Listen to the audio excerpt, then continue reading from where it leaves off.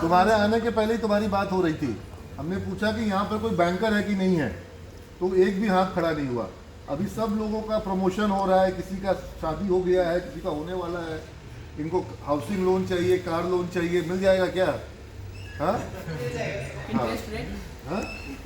Interest rate है, तुमको loan मिल जाएगा। इसको स्टार्टअप लोन मिल पाएगा क्या भाई? वो जो MSME लोन होता है, SME लोन। फिलहाल नहीं चाहिए, जब सही है तब फिर कांटेक्ट करूंगा। Right now I'm working in the Kotak Mahindra Bank, Noida. Okay, and इससे पहले मैं मुंबई में जॉब कर चुकी हूँ ICICI बैंक में।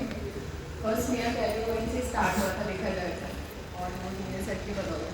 नहीं, सब तुम लोग की मेहनत है, बच्चों की मेहनत है। 200 बच्चे गए थे वहाँ पर, और कितना मुश्किल से भेजे थे लोग को, कोई जाने को तैयार नहीं था। Yes, और सबसे बड़ी बात कि आधे से ज़्यादा लोग ऑलमोस्ट 6 मंथ में ही वो आ गए थे वापस। मैंने सोच लिया कि नहीं भाई 6 महीने में ही मैं वापस चली जाती हूँ, मुझे मन नहीं लग रहा है, बिकॉज वो बिहार बहुत दूर है, मुझे फंक्शन फेस्टिवल्स होते थे तो सोचना पड़ता है कैसे जाएंगे। बट ठीक है, पापा ने बोला देख लो तुम्हारी इच्छा है। फिर मैंने थोड़ा एडजस्ट किया, धीरे धीरे मन लग गया। 1.5 साल मैं वहाँ पे रही। और थाने के पास ये थाने के पास हीरा नानी स्ट्रीट। कितनी लड़कियाँ थी वहाँ पे सीमेंट से? 10-12 वहाँ पे, और बाकी हैदराबाद। और फिर उसके बाद गुवाहाटी में भी उसका ब्रांच खुला तो वहाँ पे भी गई। अभी एक शिल्पी भी है सीमेंट की जो कोटक में ही काम करेगी, अभी उसका ऑफ नहीं था। वो रविरंजन राठौड़, वो कोटक में मुंबई में। हाँ, हम लोग सब कनेक्टेड है, सारे ICICI वाले सब कोटक में चले गए वहाँ पे, क्योंकि कुछ यस बैंक में भी गया था, कुछ बजाज में भी गया, बजाज फाइनेंस में भी गया। नहीं, लेकिन मुंबई वाले जितने भी ICICI बैंक में थे ना, सारे कोटक में चले गए, क्योंकि वहाँ पे पैकेज अच्छे मिले, इसी वजह से। Kotak is a good choice. और अभी वो मार्केट में बहुत अच्छा मतलब रिस्पॉन्स हो रहा है। अभी तो ICICI बैंक की रेटिंग थोड़ी सी कम हो गई है, बच्चे चंदा होलसेल का। नहीं, ICICI बैंक भी बहुत अच्छा बैंक है, और उसमें कहीं कोई डाउट की विषय नहीं है। वेरी स्टेबल, उसका शेयर का दाम रोज बढ़ रहा है। Don't worry. नीचे से कोटक तो खैर, Kotak HDFC is the leader, number 2 अभी कोटक है, लेकिन ICICI bank and Axis bank they are now becoming steady. उनका जो हिस्ट्री था, जो शिखा शर्मा का और चंदा कोचर का, उससे वो अब आगे बढ़ रहे हैं, वो रिकवर। तो अभी वहाँ से आने के बाद एक्चुअली मेरे फादर बहुत सीरियस थे, तब मैंने मेगा मैम से हेल्प भी मांगी थी कि मुझे ब्लड चाहिए। मेरे पापा एडमिट थे, 4 महीने हॉस्पिटल में रहते, ब्रेन ट्यूमर हुआ था उनको, तो उसकी वजह से मुझे मतलब उस समय मैंने जॉब छोड़ दिया था, 1.5 साल में घर पे रही। उसके बाद मैंने सोचा कि नहीं अब तो कुछ करना चाहिए, I have to do something, कितना बैठी रहूँगी मैं, लड़कियाँ आगे बढ़ती हैं। फिर मम्मी ने भी बोला कि कुछ कर दे, पढ़ लिख के क्या करेगी, शादी करना है क्या। फिर उसके बाद यहाँ से रेफरेंस डाला, फ्रेंड मोना, आप जानते होंगे मोना राय, उसने रेफरेंस डाला। देन मैंने यहाँ पे ज्वाइन किया है फरवरी में आई थी इंटरव्यू देने के लिए, अप्रैल में सिलेक्शन हो गया था। 29 अप्रैल को ज्वाइन किया था, यहीं पे काम कर रही एज असिस्टेंट मैनेजर। एक्सेलेंट। देखो 2-3 पॉइंट्स इसलिए जो बोला, पहला, लड़कियां सिमेस से जिस तरह से बॉम्बे में जा करके रह रही थी ऑल अलोन, मतलब पूरा लड़कियों का गैंग हो गया था वहां पर, पूरा गैंग, लोग पूरा वहां पर एकदम आमची मुंबई गैंग कर ली थी वहां पर। हाँ, नेहा, मोना, शक्ति, हाँ, बहुत सारे। और इनको देख करके मेरे को लगता था कि ये वुमेन एम्पावरमेंट हो रहा है, कि बिहार के गांव की लड़कियां बॉम्बे में जा करके इंडिपेंडेंटली रह रही है, और परिवार जो है उसका भरोसा है कि बच्ची मेरी अच्छे से रह रही है। और फिर इन लोगों ने प्रोफेशनली भी ग्रो किया। आज इसके फादर को कोई प्रॉब्लम आई तो घर में जैसे कोई बेटा अगर आके करता, पता नहीं बेटा से करता भी कि नहीं करता है, लेकिन इसने अपना फर्ज निभाया, घर गई, पापा का केयर किया, सारा कुछ केयर किया। और अब बोल रही है कि मम्मी तो कभी नहीं बोलेगी कि मम्मी तो शादी ही बोलेगी, लेकिन झूठ बोल रही है। नहीं, मेरी मम्मा बोला उन्होंने कि एक्चुअली मेरी जो सिस्टर है वो हाउसवाइफ के साथ साथ पढ़ाई भी कर रही है, वेट करती है, अभी भी 2 बच्चे उसके। तो अब इसका ये एक चीज ये हुआ। दूसरा, तुम यहाँ पे देखो, इसकी फ्रेंड ने रेफरेंस डाला, तो आज यहाँ पर आप सब लोगों के पास किसी न किसी को रेफर करने का पावर है। तो this is why this alumni chapter, NCR chapter बने तुम लोग का, और वो चैप्टर में अब सबका इंट्रोडक्शन हो गया है। मैं चाहूँगा तुम लोग आपस में कुछ लोग, जैसे कुछ लोग रिस्पॉन्सिबिलिटी लो इसको कोऑर्डिनेट करने का, प्रियंका तुम लड़कियों में रिस्पॉन्सिबिलिटी लो, ठीक है, बिकॉज तुम आज यहाँ आई हो, तुमको मोना वगैरह सब लोग सब मदद करेंगे। जो लोग नहीं आए हैं, समीक्षा भी नहीं आ पाई है और कई सारी बच्चियाँ नहीं आ पाई है। वो ऋतु का मैसेज बताया कि भी वो आना चाह रही है, वो इतना लेट से आएगी, आ भी सकती है, आ जाए तो अच्छा है। फिर ये जितनी बच्चियाँ और हैं, आप लोग समझ रहे बात को, मेरी बात को। तो एक तुम लोग कोऑर्डिनेट करो, फिर हमारे पास और यहाँ पर जो बच्चे बैठे हैं, आप लोग रिस्पॉन्सिबिलिटी लो। साकेत तुम भी रिस्पॉन्सिबिलिटी लो, और लोग जो हैं, ठीक है, या आप लोग अपने आप को वॉलंटियर करो। मुझे लगता है मैं तो किसी को क्यों नॉमिनेट करूं, I should not, rather you should volunteer कि सर मैं कोऑर्डिनेशन की रिस्पॉन्सिबिलिटी लेने को तैयार हूँ। तो एक तुमको एक मान लो कि आजकल सोशल मीडिया के थ्रू व्हाट्सएप है, या एक मैंने कहा कि एक रजिस्टर या एक हमारा ऑनलाइन एक्सेल मेंटेन हो, है ना। ब्लड ग्रुप का तुम लोग उसमें रिकॉर्ड मेंटेन करो। कभी रिक्वायरमेंट आ गई, इसमें ब्लड ग्रुप की बात छेड़ी अभी, ठीक है, खुदा ना खास्ता, लेकिन आ जाता है भाई लाइफ में, लाइफ इज वेरी अनसर्टेन। तो अगर तुम्हारे पास ऐसे 25-30 लोग हैं, तो इन 30 लोगों से 150, 200, 500 लोग कनेक्टेड है। और अगर तुमको कभी भी कुछ जरूरत पड़ गई, तो तुमको दिल्ली शहर में 10 जगह घूमना नहीं पड़ेगा। ब्लड की जरूरत पड़ी थी आपके किसी नोन को, साकेत ने मदद किया, लाइन अप किया था, तो बाकी उसको जरूरत पड़ा नहीं, क्योंकि उनका तो केस बड़ा ही क्रॉनिक है, उनको कंटिन्यूसली जरूरत पड़ती थी। लेकिन उन्होंने काफी लोगों को जोड़ कर रखा हुआ था, प्लस उन्होंने आर्मी के लोगों को जोड़ लिया था, और जो आर्मी के जो थे मेजर, वो कई सारे जवान को लाइनअप कर देते थे। तो उसके थ्रू उनका काम बड़ा अच्छे से, उनका बच्चा बहुत सीरियस था और रेगुलर उनको ब्लड चाहिए होता था।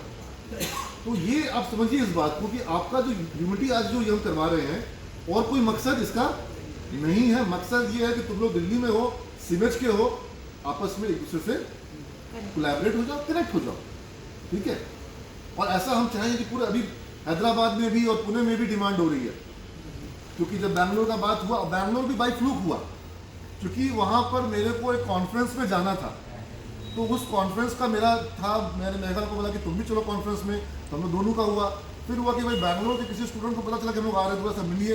हम लोग तुमसे क्यों मिलेंगे, सबसे ही मिलेंगे जाएंगे। तो हुआ कि भाई सबको मिलने के लिए अलमनाई मीट कर देते हैं। जैसे ही बैंगलोर अनाउंस हुआ, तो दिल्ली वाले लोग बोले, तो हम चलो दिल्ली भी आना ही था।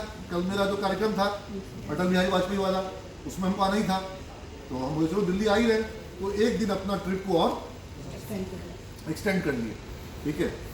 और पुणे में निरंजन हल्ला कर रहा है। हाँ, पुणे में बहुत लोग, पुणे में और हैदराबाद में 2 जगह सबसे ज्यादा अभी मुझे लगता है कि 2 जगह का उन लोग को बोल दिए अपने से हम पहले ही। लेकिन मुंबई में भी रेडी है, कुछ लोग बोल रहे थे कि तुम जा अभी रहे हो। मुंबई नहीं, लेकिन हाँ पुणे और हैदराबाद, क्योंकि वहाँ पे संख्या बल अधिक है, डेमोक्रेसी में बहुमत चलता है।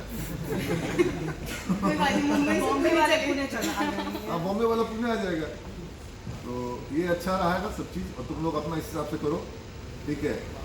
अगर मैं पूछूं तुम लोग में से कौन कोऑर्डिनेट करने की रिस्पॉन्सिबिलिटी करना चाहेगा ग्रुप को? सतीश भी तैयार है, साकिब भी तैयार है, धीरू भी तैयार है, चलो ठीक है। तो इतने जो लोग हैं, तुम लोग सब लोग ग्रुप पर एक फॉर्म तैयार कर देना है, जिसमें कि जरूरी तुम लोग डिस्कस कर लो क्या डेटा है, ठीक है ना। और एक लोग जब कभी जरूरत, ऐसा रोज जरूरत पड़ेगा नहीं, ये कभी कभी पड़ेगा। प्लस थोड़ा सा कोऑर्डिनेशन ये कि भाई साल का जो 1-2 मीटिंग है, और तुमको मैं बताऊं बोलने में आसान है मीटिंग कराना, जब कराने जाओगे ना तो बहुत मुश्किल आएगा। जितने लोग भी हाँ बोल रहे हैं, उसी में कोई बोलेगा नोएडा कराओ, कोई बोलेगा गुड़गांव कराओ, कोई बोलेगा हम नहीं चलेगा आएंगे, जो हम लोग झेल रहे थे पिछले 5 दिन से। कोई बोलेगा ये टाइमिंग ठीक नहीं है, कोई बोलेगा चाइनीज खाएंगे, कोई बोलेगा हम तो नॉर्थ इंडियन खाएंगे, कोई बोलेगा हम वेज खाएंगे, कोई बोलेगा नॉन वेज खाएंगे। तो 50 तरह का, लेकिन कोऑर्डिनेट फिर भी करना पड़ेगा, ठीक है ना। और तुम लोग कोऑर्डिनेशन कर सकते हो, करो, और इसको एक एक्टिव बॉडी रखो। ये एक्टिव बॉडी रहेगी। तुमको अभी 19 का बैच दिल्ली आएगा, वो तुमसे जुड़ जाएगा। तुम लोगों में से कोई बैंगलोर जाएगा तो बैंगलोर ग्रुप में जुड़ जाएगा। तो इस तरह का एक सिस्टम, नेटवर्क, और इसको हम लोग ऑनलाइन करते तो उतना मज़ा नहीं आता, इसलिए हम लोग आज यहाँ पर ऑफलाइन कर रहे हैं और एक मिलना जुलना हो जा रहा है। You get your point? चलो, मैं तो क्लासरूम की तरह पढ़ाने लगता हूँ। नहीं, सबसे बड़ा पॉइंट ब्लड का है। एक्चुअली मैं बहुत भूख हार चुकी थी, लिटरली मैं बैठ के रो रही थी। फिर मेरे दिमाग में एक ब्लड तो हम लोग सबको दिलवाते हैं, तुमको भी मिला होगा। हाँ, मेरे पास फ़ोन आ गया था तो, लेकिन उसमें दिमाग में आइडिया नहीं आया ना कि मैंने सिमेज जब में तक मैसेज कॉल किया तब तक शायद इसका रेंज हो गया। हो चुका था। हम तो अननोन आदमी का भी आता है मेरे पास, ब्लड अरेंज करवाते हैं। और वैसे भी अभी 183 यूनिट ब्लड डोनेट किया गया सीमेंट में इस साल, ठीक है। तो वो ब्लड बैंक वाले बोले कि सर इतना ब्लड हम लोग को कभी एक साथ आज तक मिला ही नहीं, ठीक है। नहीं, उस मामले में हम लोग, एक्चुअली उस टाइम पे सिमेज का आइडिया ही नहीं आया कि मतलब उसमें वो काम। हम एक ही काम करते हैं, क्लास में जाते हैं और बोलते हैं जो जो कमजोर है वो अपना बाहर हो जाओ। जिसको जिसको पोलियो का खुराक नहीं पड़ा, कैसे स्पोर्ट्स के लिए क्या किया गया था, कोई नामी साकेत को याद है?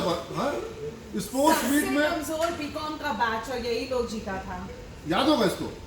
और हम बीकॉम वाले को एग्जाम्पल श्रीलंका का दिलवाए थे कि श्रीलंका की टीम जब जीती वर्ल्ड कप तो बीकॉम का बैच क्यों नहीं जीत सकता है?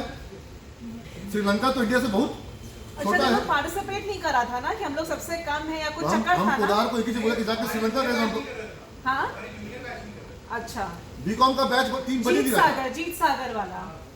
फिर इसका प्रॉब्लम क्या हुआ था, एक बार स्पोर्ट्स में बच्चा नाम ही नहीं ले रहा था, तो हम बोले पदार्थों के जाके एक ही डायलॉग बोलोगे, खाली एक ही लाइन, कि जिसको जिसको पोलियो का खुराक नहीं पड़ा है वो नहीं खेलेगा, बाकी लोग खेलेगा। खड़ा हो जाओ, जिसको पोलियो खुराक नहीं पड़ा है, पड़ा है पोलियो खुराक, बोला हाँ से पोलियो खुराक पड़ा है, खेलो। तो हम ब्लड में भी यही कहें कि जिसको एड्स है नहीं लेंगे, है कोई एड्स वाला, खड़ा हो जाओ, ठीक है। जिसके पास 3-4 महीने में दिया हुआ, 6 महीने में दिया हुआ का वो है सर्टिफिकेट, उसको माफ, ठीक है। ऐसे से बता दी कि माफ, बाकी सब तो देगा ही ना, क्यों नहीं दोगे? क्या बोलो, हंस गया। लड़कियों को वो कर दिए ऑप्शनल कि लड़की का जब 14 से ऊपर, ठीक है, तो अगले दिन सब डाला ब्लड सकर, खून चूसने वाला। हम बोले कुछ भी करो, लेकिन तुमको लाइफ में एक अच्छा काम। लेकिन फैक्ट ये है कि मेरे चंगुल में फंस के सब ब्लड डोनेट किया, लेकिन डोनेट करने के बाद सबको बहुत अच्छा, एवरीबडी फेल्ट वेरी गुड, ठीक है।